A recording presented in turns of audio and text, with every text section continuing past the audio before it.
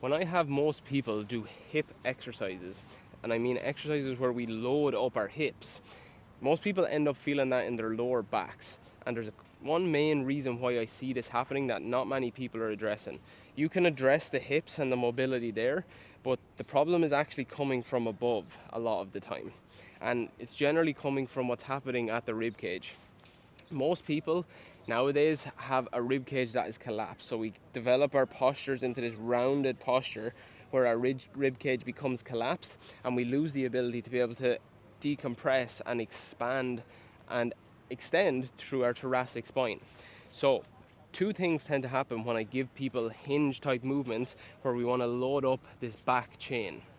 Number one, people are already in this rounded posture, and if you try to do a hinge while keeping your spine rounded, it's actually very difficult to do that, and everything just gets put into your lower back. So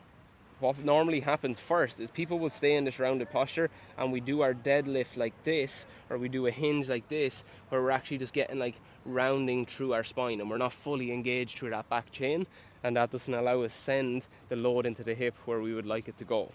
Second thing that happens is people stay in this rounded posture, and because we can't actually extend our thoracic, what tends to happen is that people, when they go into a hinge movement, they keep this rounding and collapse at the thoracic, and we just overly extend through the lumbar spine. And most people then either blow their back out, they feel like constantly when they go into these positions that their back is going to pop, and they feel a lot of fatigue and work happening in the lower back instead of the hip. So what you need to do instead is look at the alignment between your rib cage and pelvis, and look at how can you get expansion and decompression back into the rib cage. Most people will be very compressed in the back of the rib cage, and beyond they can even be compressed in both directions. But you need to develop your ability to expand